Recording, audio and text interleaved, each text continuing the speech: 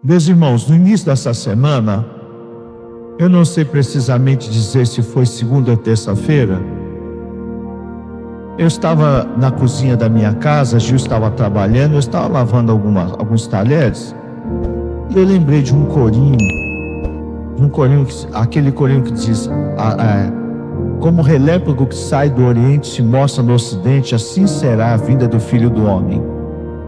E o Espírito de Deus começou a me tocar com relação à volta de Cristo. Então eu quero compartilhar alguma coisa da volta de Cristo com os irmãos.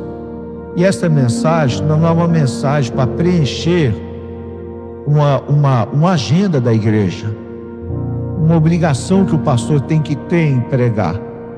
Mas essa mensagem é produto de uma comunhão com Deus, de uma revelação de Deus ao meu coração no início dessa semana. E eu senti vontade, então, um ímpeto, aquela vontade profunda de falar sobre a volta de Cristo. Eu quero que você abra a sua Bíblia em Mateus capítulo 24.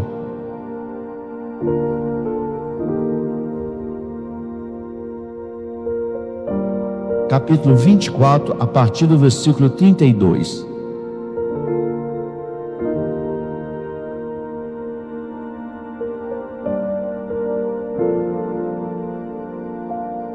O tema da nossa mensagem nessa manhã, a volta de Cristo.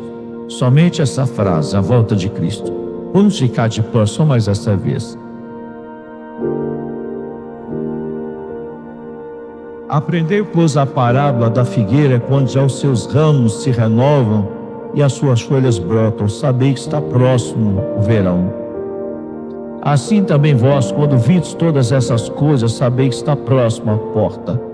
Em verdade vos digo que não passará essa geração sem que tudo isso aconteça. Agora, veja bem o que ele disse aqui.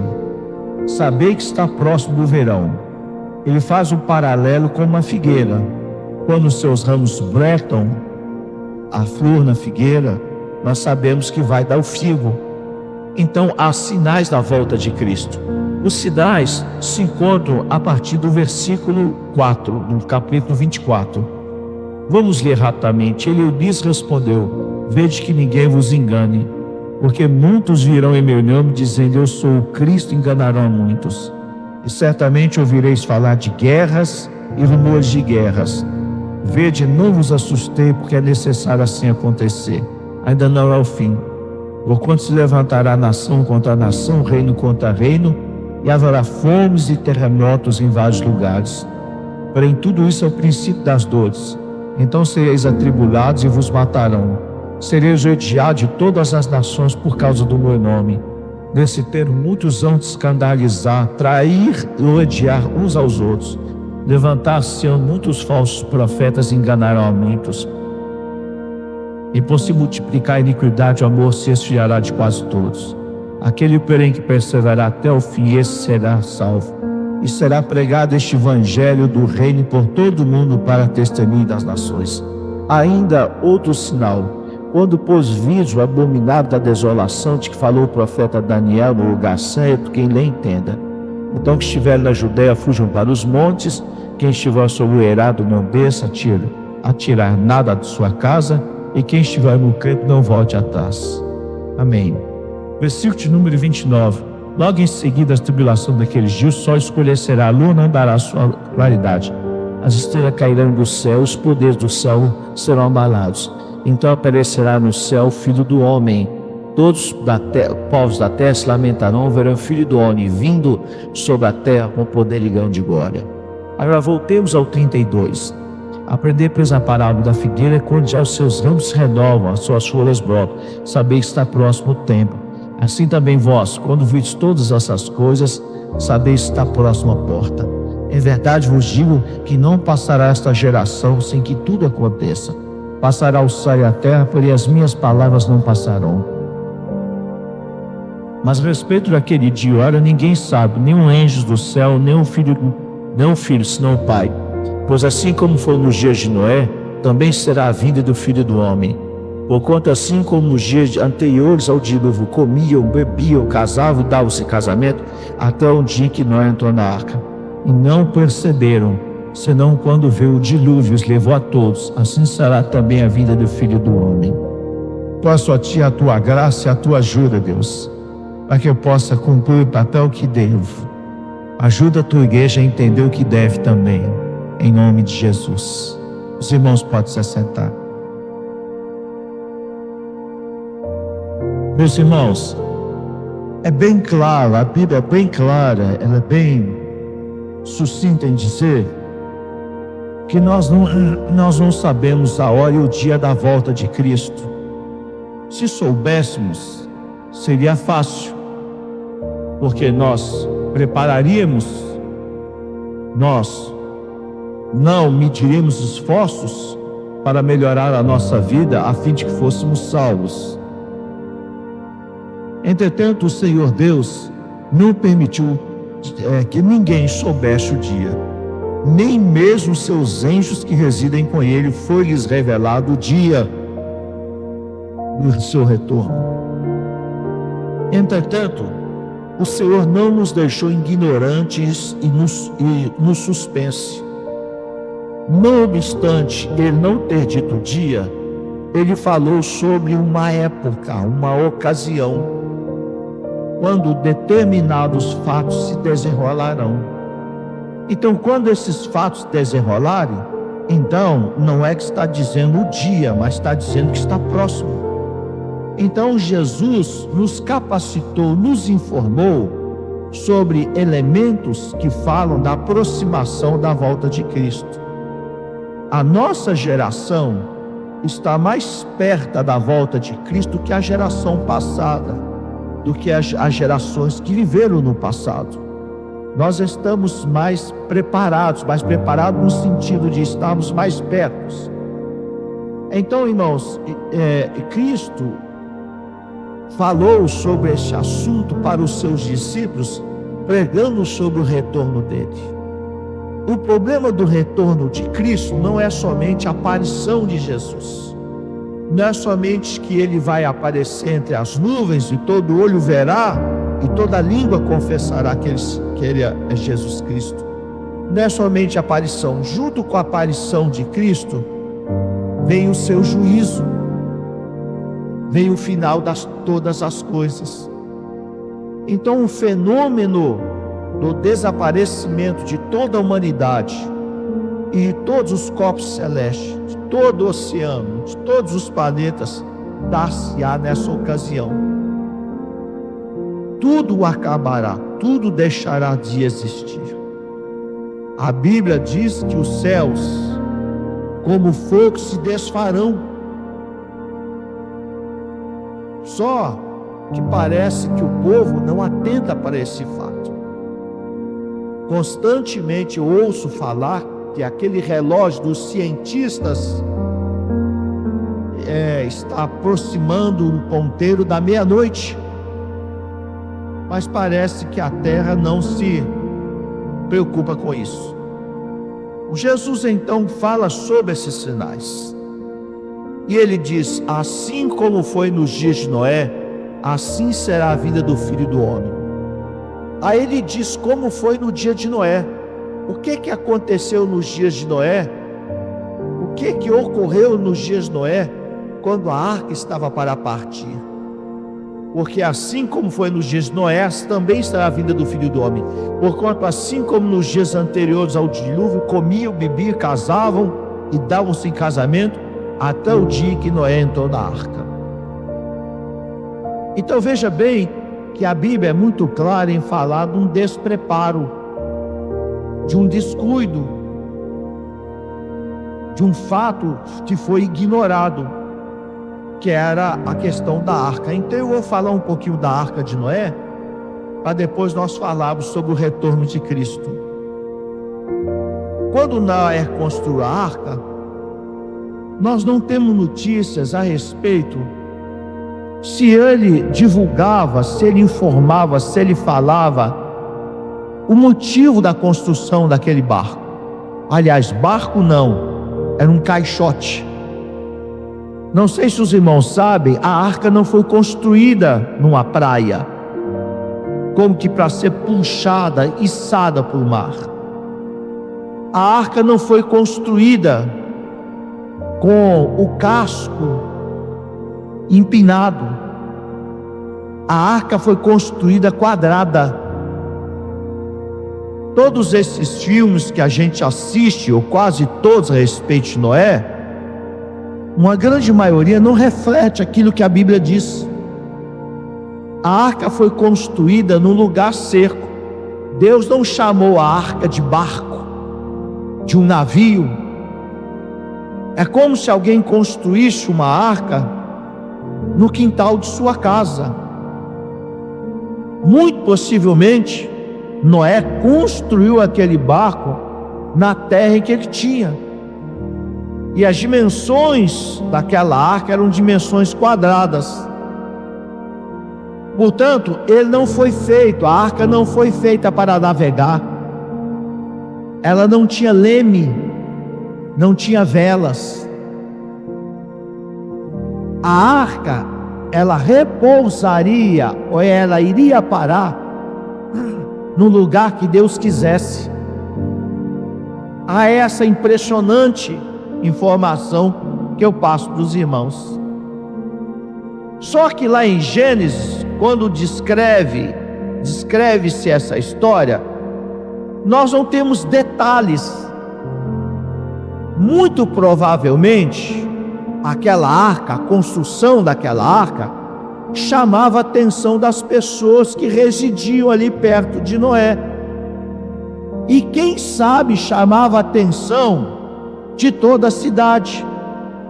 Não sei se a cidade tinha 100, 200, 300 mil habitantes ou 500, mas chamava pelas suas dimensões. Como eu disse, se ele tivesse construindo um navio, um barco, as pessoas entenderiam que ele queria navegar, que ele gostaria de entrar mar adentro, mas ele construiu um caixote naquelas dimensões, de 3 andares. Eu suponho que Noé, ele informava as pessoas ou respondia questões relacionadas à construção daquela arca. Muito provavelmente as pessoas que passavam em torno daquela construção deviam perguntar: qual é o propósito dessa construção? Qual é a razão disso? Por que você está construindo sua casa? Por que você está construindo isso? A arca passou então a ser um símbolo do anúncio de Deus. Passou a ser o símbolo do anúncio de Deus, de que o mal viria. Há 2 elementos importantes: a salvação de Noé e a destruição da cidade. O que me faz crer que Noé avisava ou falava sobre o objetivo da arca, porque diz o texto assim: porque assim como nos dias anteriores ao dilúvio comia e bebia, casava e dava-se em casamento, até o dia que Noé entrou na arca. Dá a entender que quando Noé entrou na arca e a chuva começou a cair, é que eles atentaram para o perigo. Mas já estava tarde. No capítulo 7 de Gênesis, versículo 1, diz que o Senhor Deus mandou que Noé entrasse na arca. Deus deu a ordem: entra tu na arca. E o próprio Deus fechou a porta da arca. Enquanto Noé construía aquela armação, aquela estrutura, as pessoas não se importavam com aquilo, ignoravam o objetivo daquela construção. Pense você, se você estivesse lá. Eu, pelo menos, perguntaria: Noé, qual é o objetivo? Por quê? A Bíblia diz que Noé era homem justo e reto entre os seus contemporâneos. Eu não acredito num Noé mentiroso. Eu não acredito num Noé que ocultasse o objetivo da construção daquela arca. Muito possivelmente Noé dizia: virá um dilúvio. Nós não temos no texto isso, a suposição pessoal. Mas possivelmente Noé avisava: virá um dilúvio, virá um grande derramar de águas, que se destruirá todo ser vivente, assim disse Deus. Mas eles continuavam na festa do casar, comer. Parece-me o texto ressaltar o fato do prazer. Comiam, bebiam, casavam-se e davam-se em casamento. Quer dizer, os sonhos estavam em voga, os sonhos humanos, a satisfação, o prazer. Então a vida que era vivenciada por aquela geração sugava deles todo o tempo e energia para que eles ficassem focados naquele estilo de vida. O que é estranho é que ninguém fora a família de Noé, seus filhos e suas esposas, foram salvos no dia do dilúvio. A vida daquela geração era tão corrupta, indecente, imoral, perversa, mundana, que o Senhor Deus resolveu destruir, não obstante serem eles criaturas de Deus. Não obstante serem, repito, criaturas de Deus, resolveu o Senhor Deus destruir toda aquela geração. Mas a Bíblia diz que ele achou graça aos olhos de Noé. E o texto diz: Noé era justo e reto entre os seus contemporâneos. Noé andava com Deus. Então aquele barco, de certa forma, era a pregação de que viria o mal. O Senhor Deus não mandou ele construir um barco onde estaria camarins, camarote, pequenos hotéis instalados naquela estrutura. Não mandou, porque o Senhor Deus não tinha em vista a salvação de seres humanos, com exceção da família de Noé. Diga-se de passagem, a Bíblia diz que Noé era homem justo.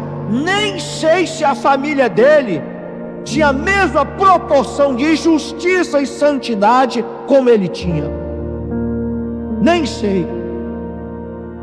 Como geralmente o homem naquela ocasião era agente influenciador do lar, portanto a família estava sujeita ao domínio, ao comando masculino. O certo, eles obedeceram Noé. Aquilo era um anúncio.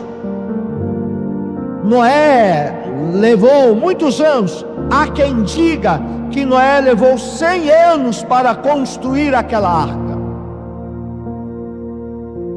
Toda uma geração. Mas ninguém se importava. E hoje, meus irmãos, eu sinto coisas ruins no meu coração, e possivelmente você, em ver o mundo ignorar os fatos que vão se desenrolar nos cumprimentos das profecias. Eu prego o evangelho de vez em quando ali na Praça 7, vejo o corre-corre das pessoas, falamos sobre o amor de Cristo, a volta de Jesus, e quem geralmente para são os mendigos, os mais pobres, os mais simples, se interessa em ouvir a palavra de Deus. Para alguns é vergonha parar na Praça 7 para ouvir um pregador. Para outros é perda de tempo. É o mesmo que comer e beber, casar e dar esse casamento. Hoje o mundo ignora o retorno do Senhor. E há 3 coisas que eu gostaria de ressaltar nessa manhã, que anunciam o fim deste mundo e a volta de Cristo. 3 coisas que o mundo ignora, todos eles ignoram. Ponto número 1: este livro, o livro mais vendido sobre a face da terra, está em quase todos os cantos de todas as nações, quase todas. A Bíblia diz alto e bom tom que Deus vai voltar, Cristo vai voltar. Ele vai voltar com poder e grande glória. Isso pode parecer um filme de ficção, isso pode parecer um filme de Hollywood, um herói criado nos tabuleiros, nos estúdios. Pode parecer, mas a Bíblia, que afirmou que Cristo viria e veio, ela afirma que Cristo vai voltar. Não se iludam. Um dia os céus desse mundo se rasgarão de norte a sul. Nenhuma estrela vai interromper ou impedir a passagem do Rei dos Reis. Até o sol se encurvará frente à glória de Jesus Cristo. Ele virá com seus anjos no porvir. Não deixe que nada tire isso do seu coração. Não deixe que as fantasias dos filmes de heróis corrompam o bom costume e o bom ensinamento da volta de Cristo. Ponto número 1 é este: a Bíblia afirma que Ele vai voltar. Portanto, se tratando do Ocidente, América do Sul, América do Norte, América Central, todos têm noção da volta de Cristo. Sejam evangélicos, católicos ou não, Cristo vai voltar. Quem está se preparando para isso? Nós estamos ignorando essa verdade. Não é um pequeno terremoto, não é uma pequena tragédia, não é. Será o fim de todas as coisas, será a condenação de todos os humanos. A raça humana tem o seu ponto final na volta de Cristo. Os astros vão se desfazer, o mundo entrará em colapso e tudo será alterado. Se me perguntarem, pastor, como será o final do mundo? É a bomba atômica, a bomba de nêutrons? É os grandes mísseis? Não.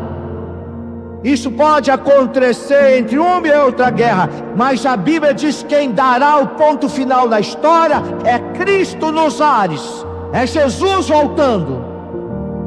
E Jesus voltará, você pode crer nisso ou não, Ele voltará. E outra coisa, não voltará sozinho não. Quando ele veio sozinho numa manjedoura, debaixo da orientação de um casal. Mas quando ele vier, não virá como menino, não virá como bebê entre animais, mas ele virá em glória, com todo o poder, com toda a pompa, anjos acompanhando a presença dele. E não adianta querer atirar, querer soltar bichos, não adianta, nada disso acontecerá. Cristo, a glória dele encherá todos os céus. E a Bíblia fala sobre aqueles que amam a vinda do Senhor. Amar a vinda, desejar a vinda do Senhor. Eu já vi pessoas falarem, quem dera se Deus terminasse a história já. Quem dera se acabasse, para que findasse todo o sofrimento, toda a labuta. Um dia isso acontecerá. Os ceifeiros vão abandonar os seus campos, os trabalhadores, a sua profissão, tudo terá um fim na volta de Jesus Cristo. Só a igreja, que nós não devemos ficar por aí andando de um canto para o outro, como se isso não fosse acontecer. Nós não precisamos somente saber isso intelectualmente, não. Temos que sentir isso no coração.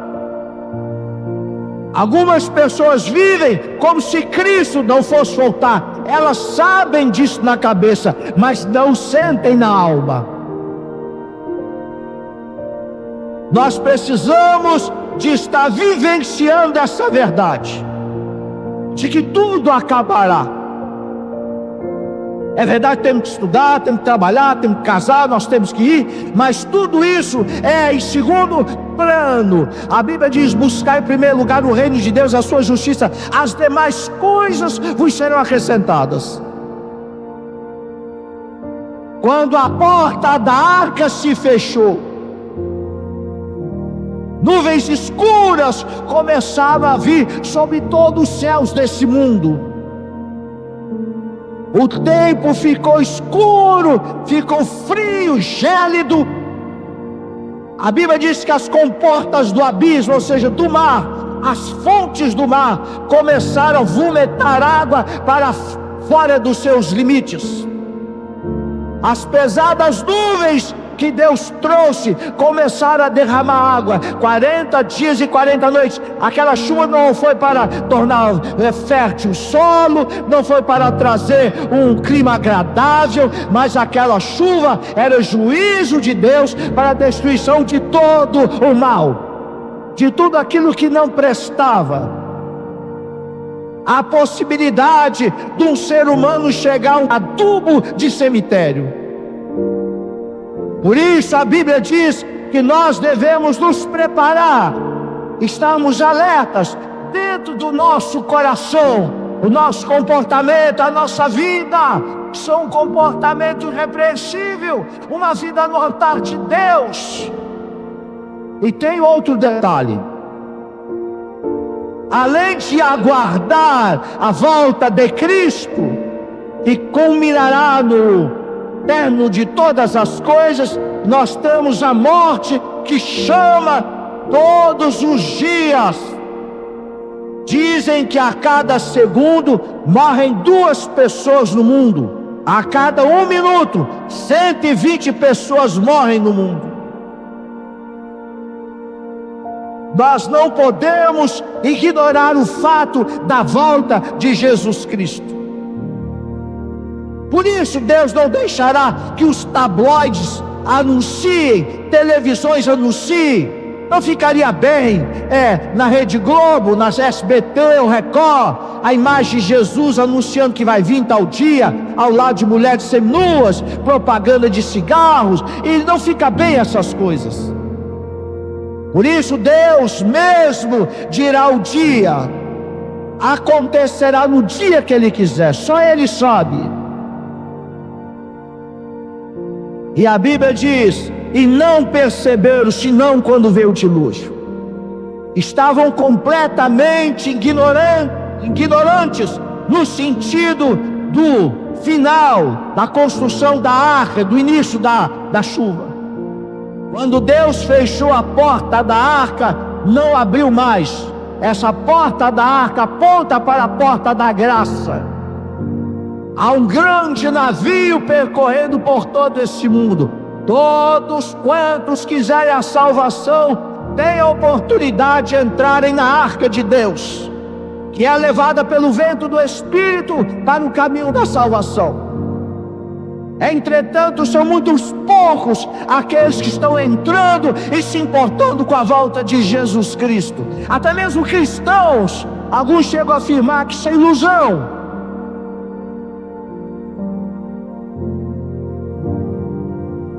Nós não podemos ficar desapercebidos.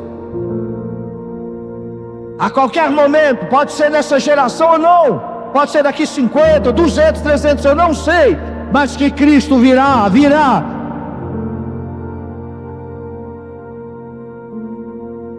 Não perceberam isso não quando veio o dilúvio e levou a todos, assim será também a vinda do Filho do Homem. Olha o paralelo que Jesus fez. Como eles não perceberam, aqui é uma profecia de Cristo. A vida do Filho do Homem também não será percebida. Ninguém vai esperar, será um momento de ignorância humana. Eles não estarão preparados para esse contato. Assim como será a vinda do Filho do Homem. Como eu disse, repito, não haverá anúncio, não haverá propaganda, não haverá ninguém falando sobre o assunto, mas acontecerá num certo dia, quando a trombeta soar.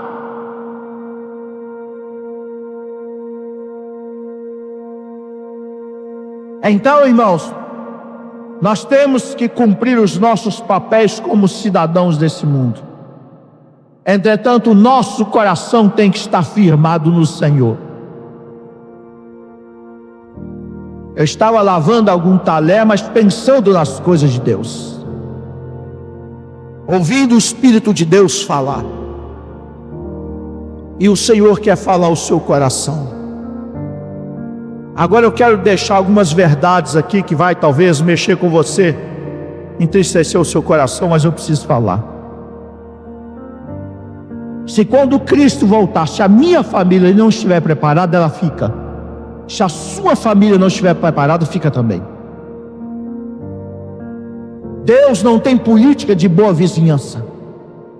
Os que são dele são. Os que estão despreparados, desligados, aqui ficarão. Muito possivelmente Noé tinha conhecidos naquela cidade.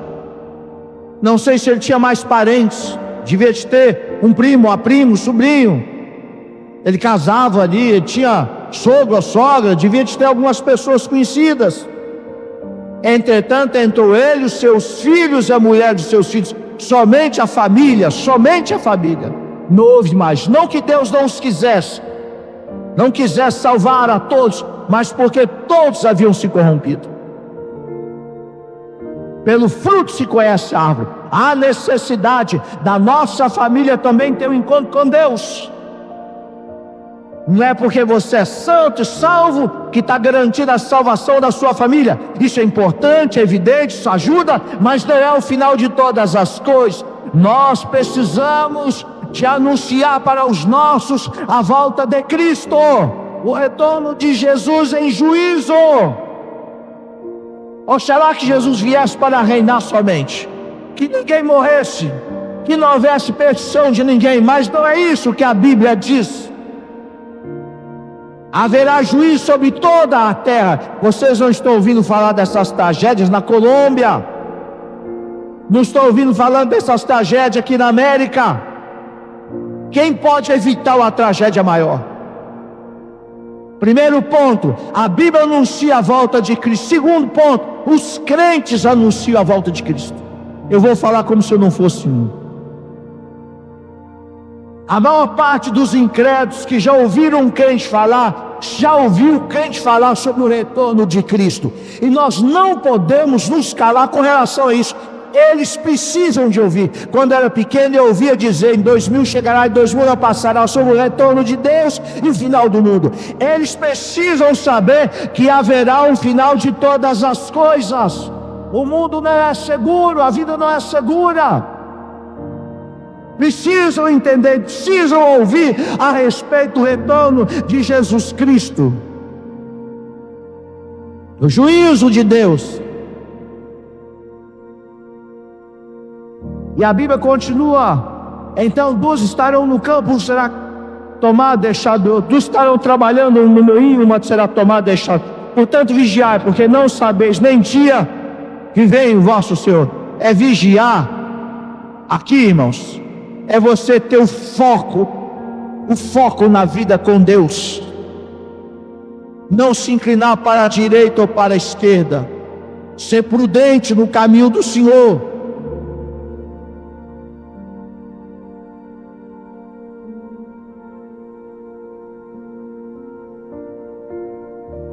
Possivelmente aquelas pessoas, quando viram as águas se elevando sobre o quintal de casa, quando viram as águas se elevando sobre as casas, aquelas que ouviram e se ouviram Noé falar, devem ter se arrependido muito. Mas não havia construção que os protegesse. Não havia nada, porque nada eles tinham preparado. Pereceram mais, irmãos. Não só pereceram no dilúvio, não a morte, trágica, ruim, uma morte deixada por Deus. Deus deu desprezo a eles, mas eles configuram entre os mortos, condenados, estão no inferno por não atentarem na volta, no caso da arca, na volta de Jesus. Eu quero alertar a Igreja Batista Barroca: você tem todo o direito de trabalhar, de estudar e dever de fazer isso, de casar. Você tem todo o direito de ter filhos. Ponha e foca o seu coração no Senhor. Dele vem a sua salvação. No dia da volta de Cristo, não vai adiantar intercessores. Estou orando agora, Deus, o Senhor está te pendurado entre o céu e a terra, estou pedindo para meu filho e minha filha subirem. Não haverá isso. O terror será tanto que cada um por si. É necessário nós prepararmos, focarmos a nossa vida no Senhor. Prepare a sua vida para encontrar com Deus. Se a morte chegar antes, você está preparado. Se Cristo vier daqui 10, 20, não sei quantos anos, que você se encontra preparado. Que o seu nome esteja rolado nos portais da glória, para que você não se sinta o desprezo de Deus, o juízo, o vexame de ser condenado a vida inteira. Perde a oportunidade de estar na arca de Deus. Prepare a sua vida em nome de Jesus. Que Deus te abençoe.